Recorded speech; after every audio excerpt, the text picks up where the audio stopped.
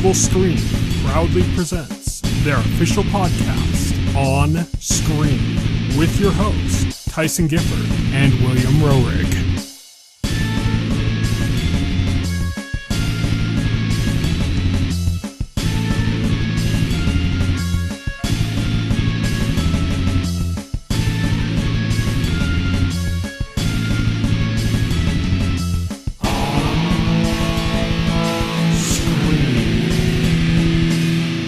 Hello, everybody, and welcome to the On-Screen podcast, the official podcast of TheTotalScreen.com. I'm Tyson Gifford. This is Will. And today we're going to be covering some news stories, some stuff coming up on the horizon, as well as our full spoiler shows, What If and What We Do in the Shadows. Let's kick things off with some news on our On Beat segments.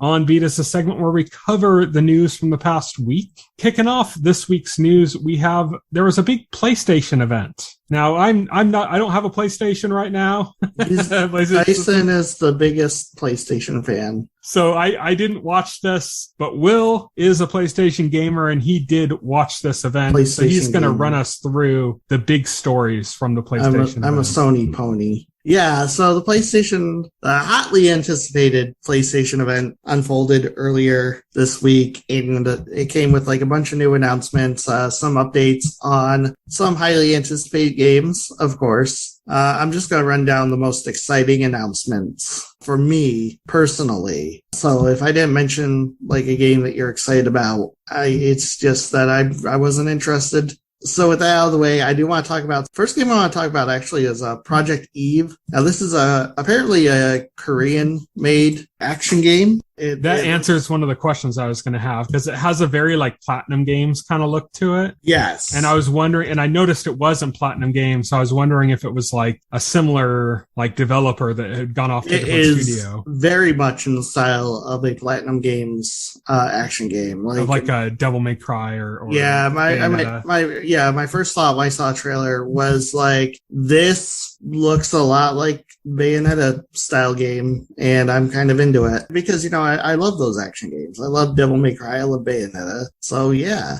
it looks like it's got sort of like a science fiction and fantasy kind of blend to it. I know it nearly gave a bunch of people a heart attack because they saw Project Eve and they thought it said Parasite Eve. Oh God, yeah. Stuff like that's never happening. It got the fanboy blood a-boiling. It did, yeah. Apparently this had been in development for a while now, and so this is probably like the first major update on the game we got in a while. I hadn't heard about it before it showed up on this show. So, yeah, I mean, I don't really have much more to say about it. It looks interesting. It looks fun. If they nail the combat, the style, it could be a really fun game, but we'll have to see. The next game that was interesting to me, I want to talk about is the Kotor Remake. I freaking loved Knights of the Old Republic. Obviously, Star Wars is a huge IP. And so back when that was announced, the idea of a full-fledged Star Wars RPG. That was back when Star Wars games were good? Yeah. The idea of a full-fledged Star Wars RPG was really enticing, and the fact that not only did they do it, they did it so well, especially with like the morality system. Wasn't this like the first game that really put BioWare on the map? I think so. Was it? Yeah, it's BioWare, I don't know. Right? It was BioWare. Yes, it was BioWare. I don't know, because like they did Neverwinter Nights too, and that was like a really popular game. So it's hard for me to say if KOTOR put them on the map or if, you know, they were already there by that point. But yeah, KOTOR was like a huge game. Yeah, BioWare did the original. The sequel was done by Obsidian, actually. The original Fallout people. Yes.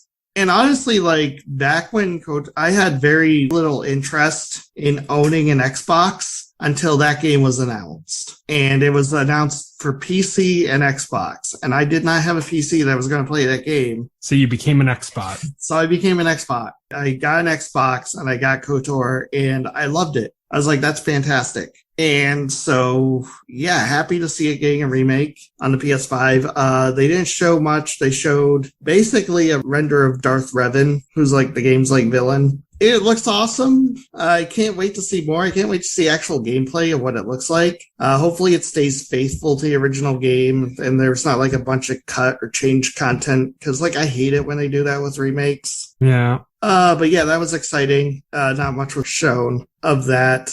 Next, I want to talk about Forspoken. This is the Final Fantasy 15 team, right? Like This minus is- the director. Yeah, so this is Luminous Productions, which is a new internal studio in Square Enix that was spun off of the Final Fantasy 15 team. So yeah, this is essentially the Final Fantasy 15 team doing a new game for the... currently, it's only PS5 and PC exclusive, and it's an isekai. Yeah, I was just going to say, it's kind of an isekai, right? Because it's like, it's somebody that kind of gets warped into a fantasy world. Yeah, it's about a woman from modern day New York City who gets warped into a fantasy world and apparently like has to save that world. What's interesting with this game, though, is this is a game being developed by a prestigious Square Enix internal studio. But yeah, it's got like a lot of like Western talent on it. The story is actually being written by Gary Whitta and Amy Hennig. And the music is being done by Bear McCreary. Oh, Bear McCreary, I know. Yeah. He did the music for the theme for The Walking Dead, Battlestar Galactica.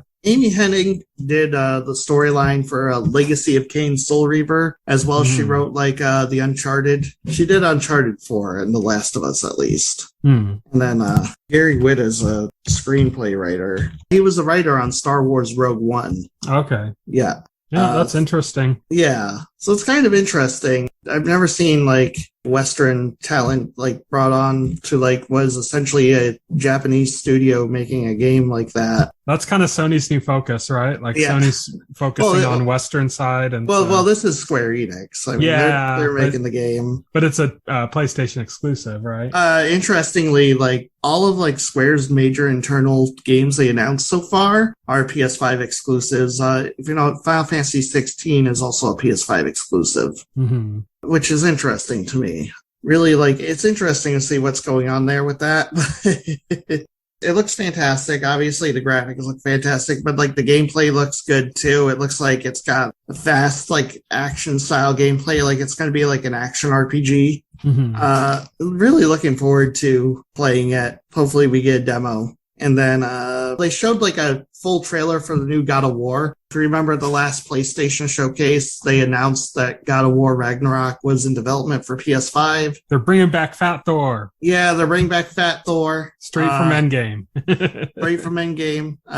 If Marvel had any guts, if they had any cojones, they would have kept Fat Thor around to star in Thor Love and Thunder. But, Fat Thor is best Thor. Yeah, but no, apparently he's going back to Beefcake Thor for that movie. So Sony Santa Monica does what Marvel don't, I guess. But yeah, it's got Fat Thor, which I guess creates some controversy on the interwebs. What doesn't these days? We say Fat Thor jokingly, but honestly, like he looks like a strong man. He looks like the Mountain from Game of Thrones or something. Yeah, exactly. You know, like, and that's what real strong men look like the ones that break the records for how much weight they can lift and stuff like that. That's what they look like. They don't look all like shredded, you know? Yeah, exactly. And which makes sense. If you're going to make a Viking, you're going to base it on like an Icelandic strongman, you know? Yeah, exactly. It makes sense to do that. But yeah, we got the first full trailer for that, and it looks good. Definitely looks like if you enjoyed the last game, you're going to enjoy this for sure. And then the really exciting stuff for me, okay, this is where I went like, oh my God. First off, Insomniac announced Spider-Man 2. They're following up Spider-Man and Miles Morales with Spider-Man 2, naturally. And this looked like it had some kind of co-op or something? Maybe. I don't know. It hasn't been confirmed. There was like a scene. It was cinematic, so I don't know if it was gameplay at all, but it had both Miles Morales and Peter Parker. Yes. Yeah, it showed them both together. Doesn't confirm anything regarding co-op. It'd be really cool if the game did have co-op. That'd be really interesting. I'd be down for that. But yeah, the big thing was they teased Kraven the Hunter, and then at the end they showed Venom, voiced by Tony Todd. From Candyman. And yeah, Venom being in a Spider-Man game is the most obvious thing ever, but I still lost my shit at that. I'm not gonna lie. I was like, oh, Venom. Okay. Really excited. And then Insomniac, like, completely surprised me because, like, they announced they're doing a Wolverine game as well. Yeah. And it's like, oh, shit. This has the potential to be the first good Wolverine game ever made. I don't think any of the previous Wolverine games were any good. Spoilers. I think Marvel's games in general haven't been too terribly great. No. Yeah, that got a big pop from people. Yeah. They kind of set it up like a surprise, like you don't know who it is. You just see this old man and then you see the claws come out. Yeah, exactly. So that's the PlayStation event. Now let's go on to some other news. Some ex-Ubisoft employees have left Ubisoft and now they're forming a studio called Nesting Games, and they're going to focus on non-open world RPGs. They specifically focused on that non-open world aspect, and they made a little dig at Ubisoft by basically saying that they didn't want their games to be about cleaning up a bunch of icons on a map, which is a big dig on Ubisoft's format. Right. It is, because that's basically Ubisoft game. It's like there's always this moment playing an Ubisoft game now where like you get to a certain point, then you get like the world map and then like icons start filling it up, and it's like here's all the shit you have to do. Yeah, it's in every game.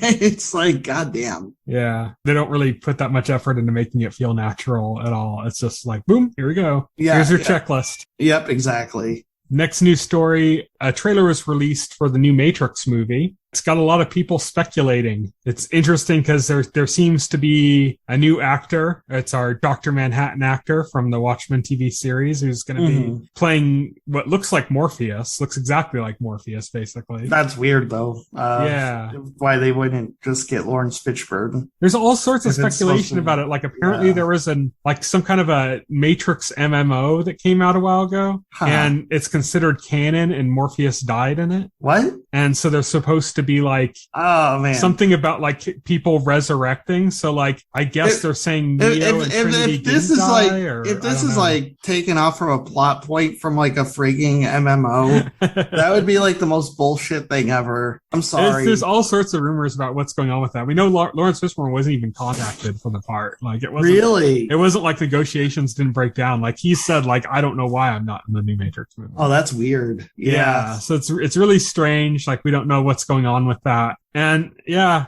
we'll just have to see where things go. But I mean, the trailer was definitely a kind of departure from the regular Matrix thing. It kind of went from the idea of like the inside the Matrix part went from being kind of like, oh, here's a young guy dissatisfied with his life in the city to like somebody who's more like in the suburbs and kind of dissatisfied and having issues with that. And he's got Neil Patrick Harris as his therapist. Yeah, I saw that. And they're playing they've been playing like not just with this trailer, but with the other promotions they've been doing on the kind of like the whole idea of the red pill, blue pill thing again as being like a big focus. I'm just wondering, my big wonder is how do they do this without making it feel like it's just rehashing the first movie? I mean, we'll have to see. Like, that's the thing is like the second two Matrix movies kind of sucked, but the first Matrix movie kind of blew everybody away because people didn't know what they were going to get. Right. And what they got was very unexpected and kind of like upended everything, you know, for the people that watched that movie. It was a big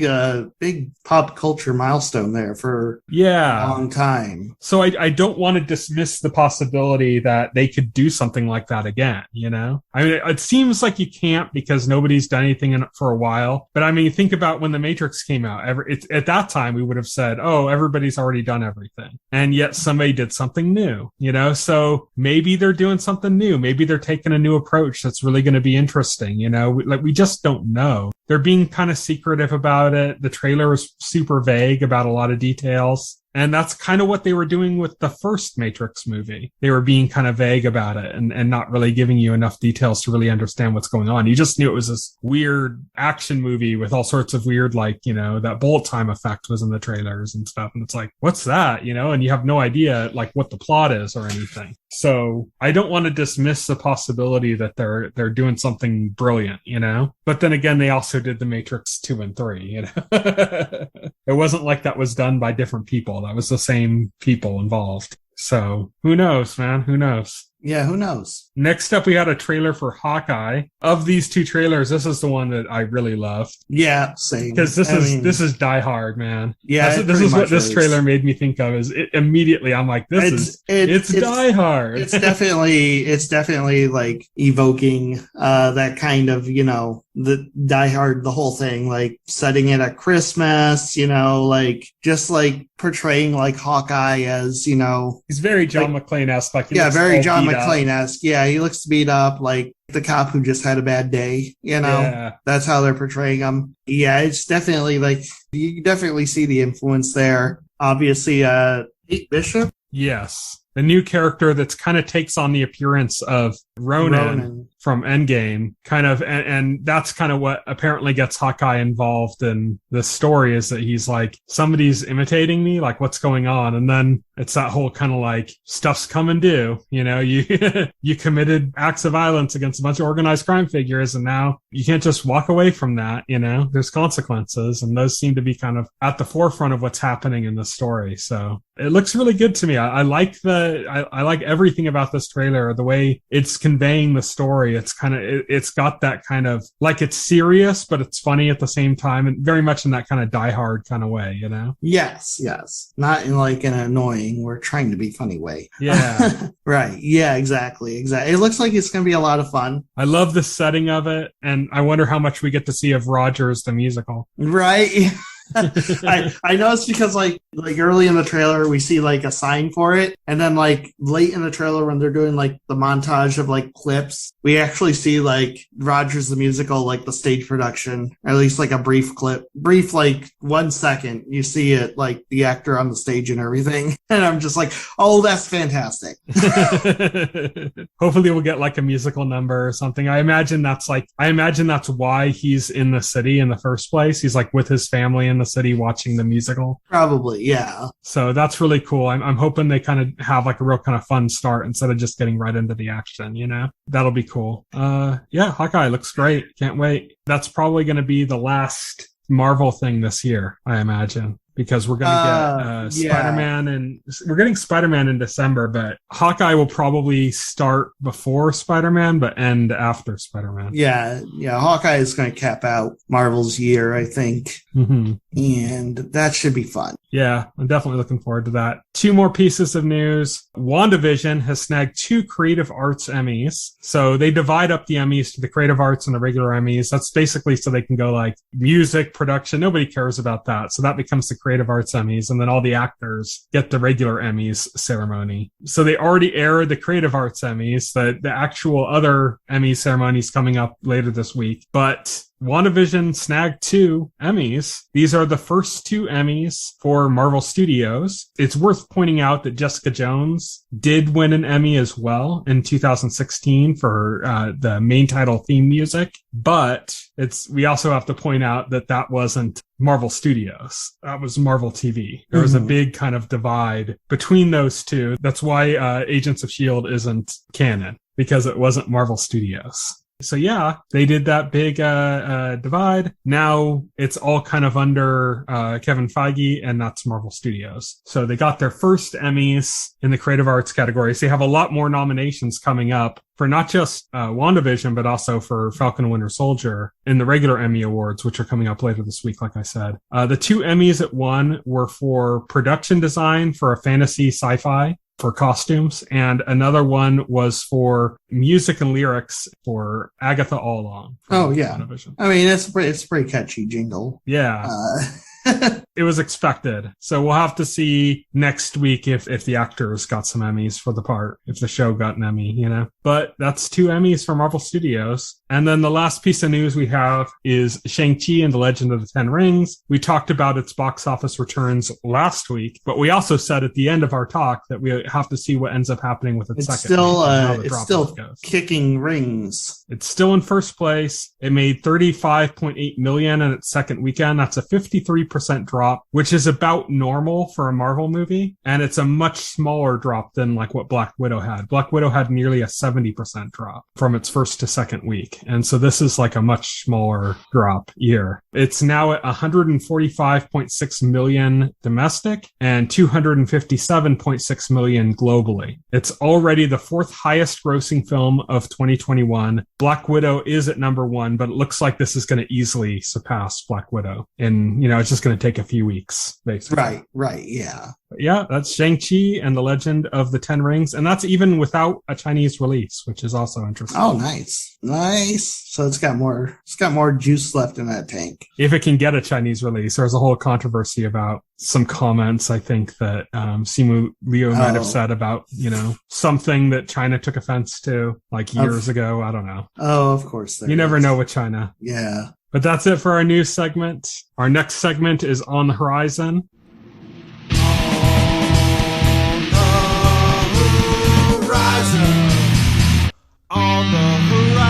On the Horizon is the segment where we talk about stuff that's coming up in the next week and a half or so. Basically, we're covering stuff coming out between now and September 24th. So let's kick things off. Batman, the audio adventure. So on Saturday, September 18th, HBO Max is going to launch a Batman podcast, basically.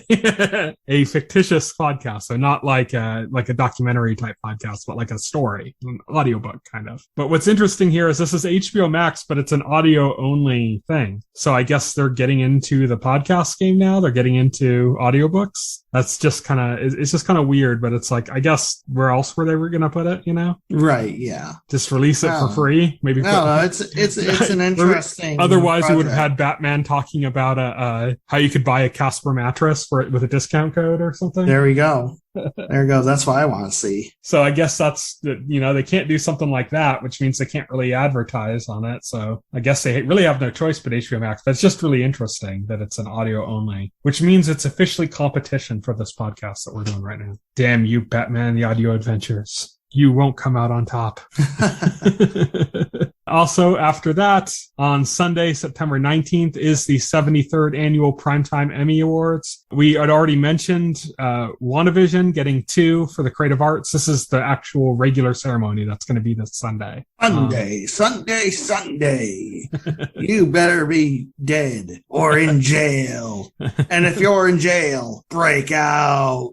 And if you're dead, resurrect. Yeah, exactly. On Monday, September 20th, Ordinary Joe comes to NBC. This is a new series from Matt Reeves, who's doing the Batman movie that's on its way. It's going to show 3 different paths a man's life could have taken. So it's kind of got that sliding doors approach where, one path he's a police officer, one path he's a nurse, and one path he's a rock star. So this kind of thing's been done. Like I said, it's like sliding doors in a way, but this is from Matt Reeves. And that's what makes it kind of a little bit more interesting is like, how is this going to be like, is this going to take a more genre approach? Like, are these going to stay separate paths? Are they going to like start to kind of interfere with each other? There was a great show on NBC called Awake that kind of did that, where like this guy's life got split into 2, but then the 2 different paths started like interfering with each other. So like something that would happen in one path would result in the character understanding something that's happening in the second path. Right. So it was a really good show. And so there's potential for this kind of format for something really interesting. This could end up just being like, another This Is Us type show on NBC or something, or it could be something really interesting. We just don't know. But that's coming on Monday, September 20th. Then on Wednesday, September 22nd, Star Wars Visions comes to Disney Plus. This is their anime collection. So basically they hired a bunch of anime studios in Japan to kind of create their own little individual Star Wars stories that are kind of like not focused on any of the main characters or anything, just different things happening within the universe. So yeah, I mean, this looks a lot more interesting than the mainline Star Wars movies have been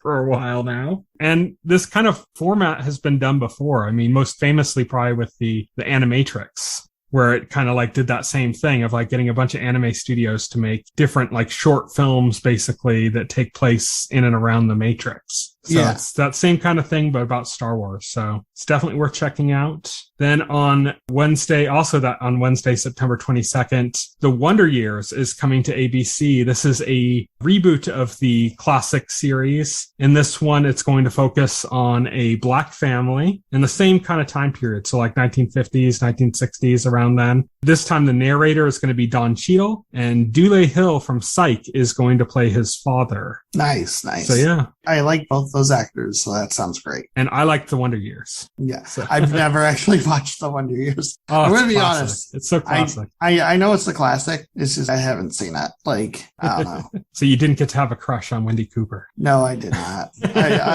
I'm going to be real. I don't give a shit about Wendy Cooper. Yeah, fuck Wendy Cooper. So the next day, on Thursday, September 23rd, Doom Patrol returns for its third season on HBO Max. Not too terribly much to say that. I'm still on season 2, so I haven't really gotten anywhere on that. And then on Friday, September 24th, Foundation comes to Apple TV Plus. This is based on the Isaac Asimov trilogy, and it's going to have David S. Goyer as the showrunner, and it's going to feature Jared Harris from Mad Men and Lee Pace, who was in Pushing Daisies is what I most know him from, but he played Ronan the Accuser in Guardians of the Galaxy. And so the two of them are going to be the leads, I guess, in this story, and it's a kind of a big budget sci-fi take for Apple TV Plus, which means I won't be watching it because I don't have Apple TV Plus. Do you still have Apple TV Plus? You had it for like a trial, didn't you? Yeah, it's like 6 months. I think I'm like a month into it at this point. So you can check out Foundation. I sure can. And then lastly, also on Friday, September 24th, Lost Judgement is coming to PS4, PS5, Xbox One, and Xbox Series S and X. That's a mouthful. But Lost Judgement is the sequel to Judgment, which is the spin-off series to Yakuza. You told me before the podcast, like, that the creator of Yakuza was saying that since the last Yakuza game kind of took this more like RPG, like turn-based RPG approach, that's kind of going to be where Yakuza is going to stay in. Like, it's going to stay in that lane moving forward. And Judgment's going to kind of take over as the kind of more, I guess, GTA style, like sandbox type game. Hey, that's what I heard. So yeah, that's, I have Judgment on Stadia. I haven't played it yet, so I should play that. Lost Judgment is not coming to Stadia, though. Only the first one. But that's it for On the Horizon. Our next and final segment now is Full Spoilers.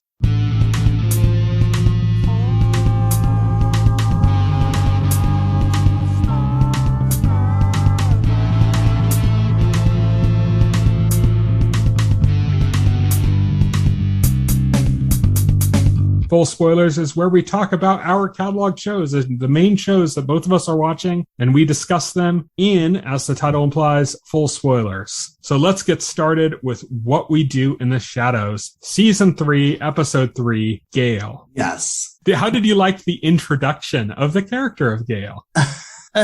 You mean this is Gale? You remember her? I'm inside of her. Yeah. Well, wait, that's jumping forward because, like, some of the best part of the episode is before we even, like, meet Gale. It's like when the characters are wondering what Nandor is doing, right? They're like, oh, Nandor's been acting strange. I love Laszlo because Laszlo's like, Nandor has been acting strange, and I think I know what it is. He's been going to one of those penny pornos. And if you don't know, the penny porno is the machine that you put a penny in, and you stand there next to other men, and you wank off. And he's like, I don't know why anybody would want to keep that a secret. I tell everybody I do that. In fact, I just got back from a penny porno. Laszlo's got some funny stories this episode. Yeah, he does. Laszlo is great this episode. There's this whole B plot of Laszlo and Colin Robinson getting to know each other better. And like Laszlo's freaking car. His jalopy. Yeah, his jalopy. That the Vampire Council had taken from him and then built a building around it. So they couldn't figure out how to get it out of the building. They couldn't figure out how to get it out of the room that it was in. And I just love like the punchline because like at some point like Colin like asked Laszlo, how long was it before like they took the car away from you? And Laszlo was like, oh, it's 5 minutes. Yeah. It's so funny because they find it like it's hidden behind a bookshelf. They had like pull a book and it like opened up like a secret passageway. And that's room with this thing. They did all this work to figure out how to get the car out of it. They ended up like taking it apart so they could rebuild it outside. And doing so, they were like knocking over, breaking like precious like relics. Yeah, they were like just destroying the place. Bear in mind, they're disassembling and reassembling this vehicle, and neither of them knows anything about cars. Yeah. So, but it's really funny because after they get it all the way outside, the guy, Christian Shaw's character, comes like floating down from the side. There was a garage door the whole time. The whole time there was a garage door. I love it too. Because, a big red button, you know? Because Laszlo like keeps injuring like Colin Robinson with the car. Like he backs up him on fire, like drives into him, pins him against the wall. I love the part where he caught him on fire and Colin Robinson's running around screaming. And then he just stops and goes, I'm just kidding, I'm fine. Yeah.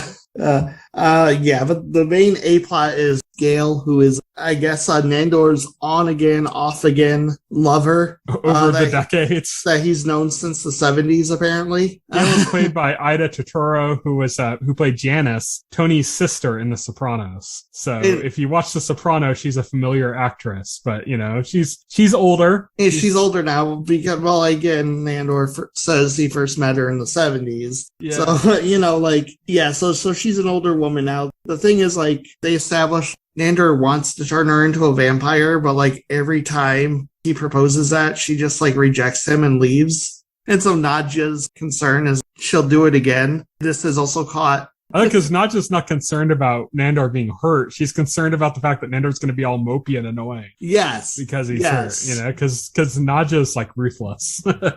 And Guillermo just wants to protect Nandor, right? Because Nandor, like, gets back together with this woman, and he, like, invites her to the vampire mansion one night, and, like, he's, like, making a big deal of, like, preparing for it and everything. He steals, like, Guillermo's, like, mini fridge that he has to keep his medication in. So he can stock it full of her yogurts that she likes? Yeah, he's stock it full of the yogurt she likes. I love Guillermo's, like, I literally need to keep this medicine cold. You know, that's what my doctor told me. It can have side effects. And Nandor's just like, don't be such a snowflake, Guillermo. And so Guillermo, like, he doesn't want this woman breaking Nandor's heart again. So, like, I love the point where Guillermo, like, goes to camera and is like, as you know, it's my job as Nandor's bodyguard to, you know, prevent him from being hurt. So, you know, I have to vet this woman personally. And then there's this whole thing with Nadja where, like, Laszlo, like, accuses Nadja of being, like, jealous of Gale. And Nadja's just like, I don't dislike Gale, you know? Yeah, like, it's like a running thing throughout the full episode. Everybody thinks that she hates Gale, you know? Guillermo's trying to talk to Nadja about, like, Gale. Trying to take advantage of the fact that Nadja, like, is uneasy about her, too. And, like, when Nadja catches on to, like, what Guillermo's doing, Nadja's just like, I don't dislike Gale. What's this? Oh, this is a woman thing, isn't it? Just, she's a woman and I'm a woman. Is that what it is? Yeah. But the big twist turns out, like, Nandor invites her over and he has a night of fun. And then, like, when it gets around to the time that Nandor is going to propose to turn her into a vampire, she starts, like, hurriedly running away. And Nadja's trying to keep her there, you know, trying to be a good friend for Nandor, you know, and she's just running away. And then it turns out the reason is because she turns into a werewolf. Yeah, she didn't know the day, so she didn't know it was the full moon. Yeah, she's trying to get out of there quick, and then she turns into a werewolf. Yes. I love when they confront Nandor about it, and he's like, so she's a werewolf. That doesn't mean that I had sex with her when she was in her werewolf form. Well, maybe was. Yeah, well, maybe was. But I was also in my bat form, so it wasn't weird. It was only hand stuff. Yeah, it was really funny. And then so this leads to another encounter with the werewolves because Nandor insists that everybody go and meet Gale with her pack. And be supportive and friendly. And be supportive and friendly, which nobody wants to do, except like Laszlo signs up for the first one and Nandor's like, that's one. And then like Colin Robinson signs up and like says, I'm always down to clown. He's like, yeah. Like I love it because Colin Robinson's like, I don't give a shit about Gale, but you know, I want to join yours because I don't want them thinking that I'm not always down to clown. You know? Nandor's like, that's one. And then Colin Robinson and Nandor's like, that's two. And then Guillermo puts his hand up, holding up a three. And he starts saying, that's three. And Nandor completely like ignores him. It's just like, because like Guillermo's like, that's three. You know, like, you can see how defeated he is. So they get to the whole, like, they, you know, run into the werewolves. They're talking to them. There's some hostility. It's the same werewolf group they ran into before, including the guy that Nandor dueled. Yeah. And threw the chew toy off the roof or whatever. Yeah, threw the chew toy off the roof. Yeah, it's the same werewolf group. And so that's hilarious. And then, like, what's even more hilarious is, like, Guillermo approaches Gale there, and Guillermo just introduces himself. He says, I'm Nandor's bodyguard, but I'm also Nandor's heart guard. And then the leader of the pack says, that reminds me, everybody, make sure you take your heart guard. You don't want to get worms. Yeah. They had some funny werewolf jokes with werewolves chasing cars and stuff. Yeah, exactly. Yeah. Including the jalopy at the end. I love it too because, like, fucking Guillermo, like, he's been watching Twilight. There's this funny scene where, like, Nandor catches him and he's watching Twilight on an iPad, like, next to a corpse. So, like, Guillermo just comes up and it's like, why don't you just, like, have a kickball match like in Twilight? So they do. Yeah, so they do. And Nandor ends up, like, kicking the ball into, like, Gale's head and knocking her out. And she's, like, dying. And then he turns her into a vampire. And she becomes, like, a vampire werewolf. She turns into, like, a gigantic bat. Like a gigantic, like, werewolf bat. Like, and flies away. Like, very awkwardly flies away. Well, because, like, Nandor's, like, he turns her and then he's like, no, so now you're a vampire. So now we could get married and we could be together forever. And she's like, oh, no. You know, like, let's see where we are in 40 years. You know, we don't have to rush things. Nandor, we have eternity to figure it out. And Nandor's like, but that's so long.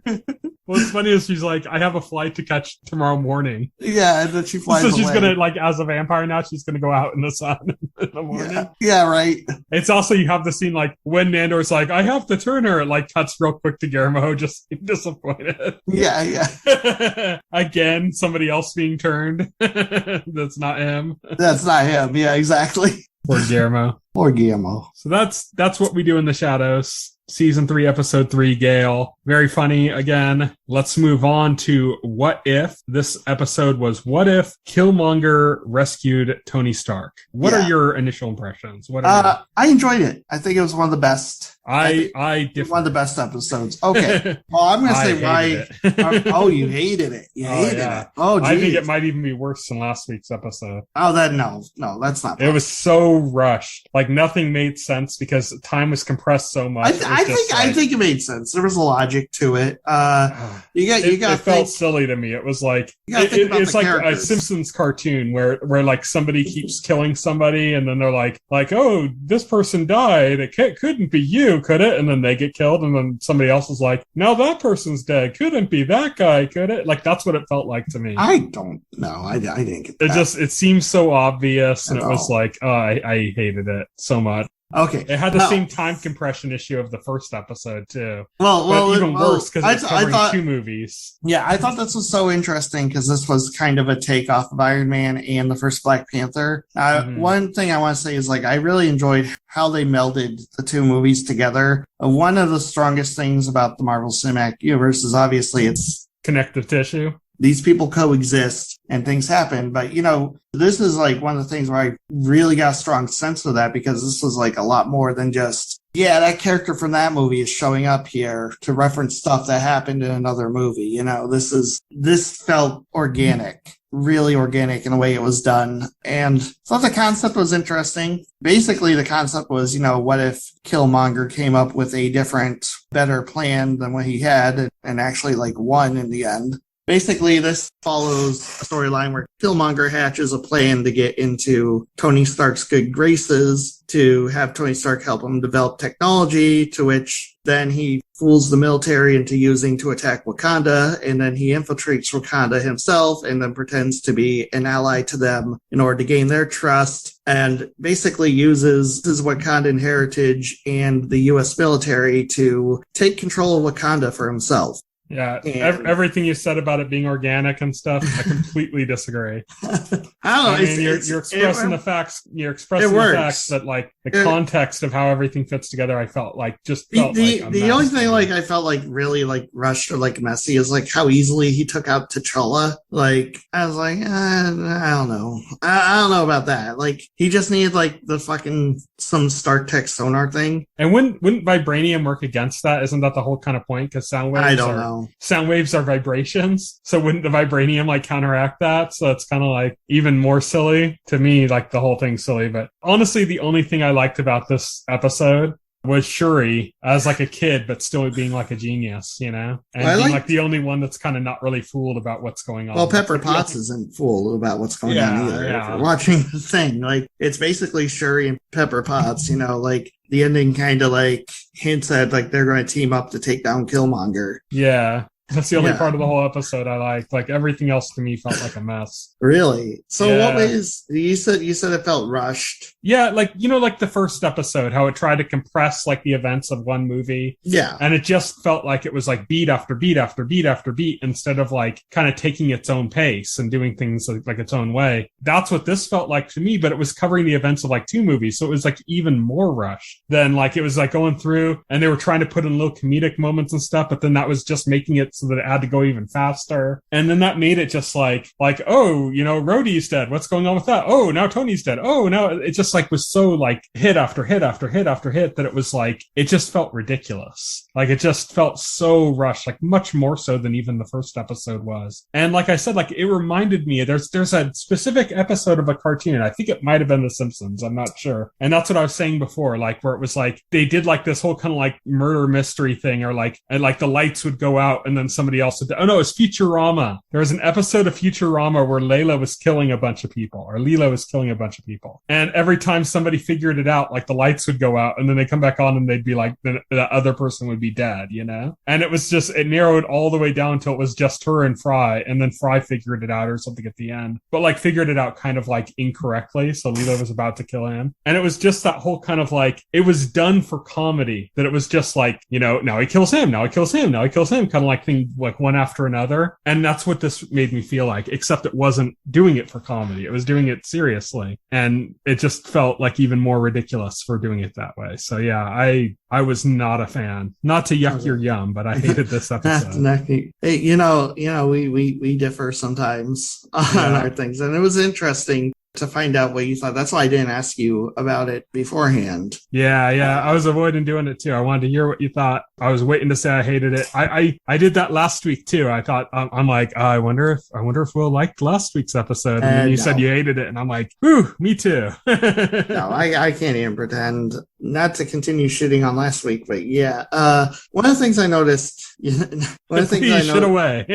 Yeah. One of the things I noticed is like there was like a lot less humor in this one, and I think they do well when they dial down like the humor. Like the Doctor Strange episode also dialed back the jokes, which the zombies episode last night was full of jokes, especially like they decided to bring Scott Lang's head into it and decided to make him the most annoying person and just like making any stupid puns left. Yeah, in any episode of like What If, and it's like it doesn't work. These people are not good at comedy. I just hate to say it. The stuff in the second episode with like the Who guy fawning over T'Challa Star-Lord was also like cringy as fuck. It like, and it went on way too long. Yeah. Like having him have like a different reaction is a good idea. It's a good concept for a scene, you know, to subvert the original scene, but it went on for like 2 minutes or something. It was ridiculous. Mm-hmm. So like, come on. Yeah. It didn't have as much of the humor in play here, but like, you know, it made up for that by having the plot be entirely laughable.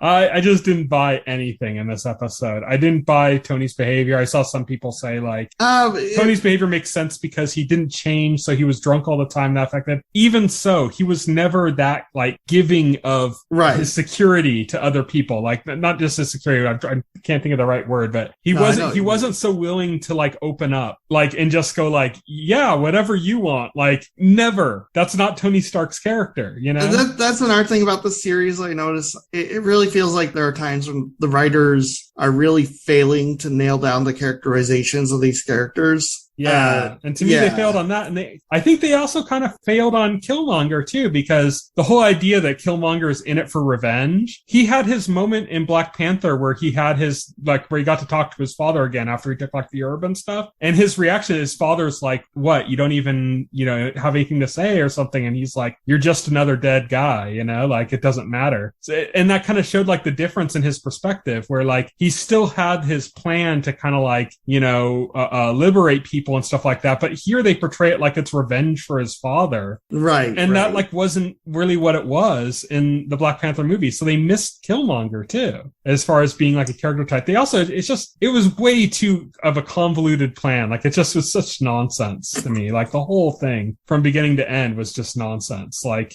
it was too much. It was too convoluted. It was like one of those 50 episode like Gundam series where like when it got to like episode 40, it was just like ridiculous. You know, like it was just the plots were so convoluted that they just didn't even make sense anymore. That's like what this felt like to me. It felt like an episode 40 Gundam thing, which, you know, is funny because they make a Gundam reference in the episode.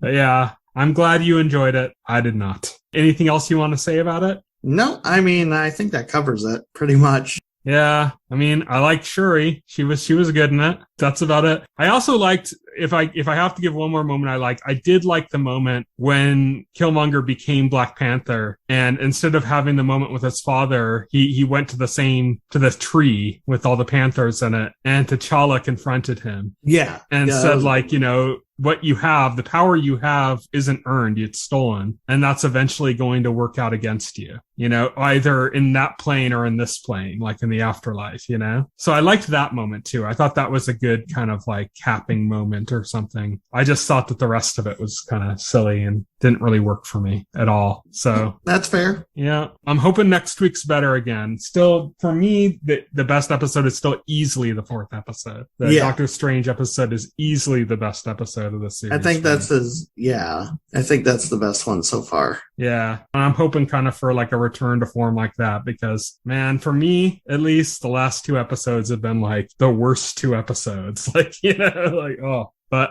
like I said, I'm glad you enjoyed it. But that's it. Next week, we're going to be talking about What If Episode 7 and What We Do in the Shadows, Season 3, Episode 4. Last week, at the very end of our podcast, we took a moment to talk about Michael K. Williams, who had just passed away. We lost another really good entertainer this week. Sad. I don't want to kind of dwell on it for too long. I just kind of want to pay respects, and that's to Norm Macdonald. Brilliant comedian, very funny, very original, very iconic in his own approach to things. I think I'm going to miss him most as just a talk show guest. We talked about this before, but just his one moment on Conan where he was on with the girl from Melrose Place, and they were talking about her movie with Carrot Top, you know, and the moment where he was ripping on her the whole time. And then finally there was a moment where Conan asked like, oh, what's the title of the movie? And she said, Chairman of the Board. And he looked at Norm and kind of like a mock challenge way said like, now do something with that, asshole, or something. And Norm was like, I bet the board is spelled B-O-R-E-D. Yeah.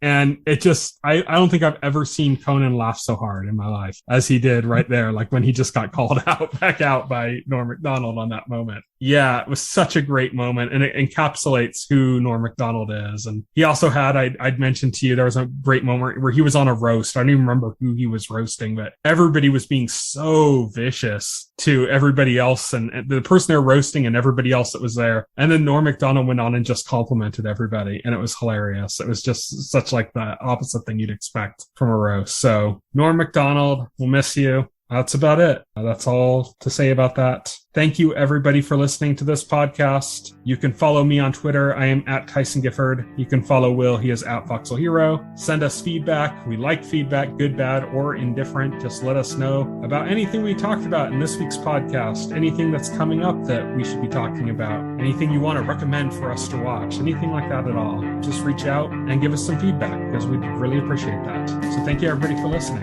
Good night. Good night. Thank you for listening to the OnScreen podcast, the official podcast of The Little Screen. Visit our website at thetittlescreen.com. This podcast can be found on any major podcast client, including Pocket Cast and Apple Podcast. The entire backlog of this podcast and other content can be found on our YouTube channel.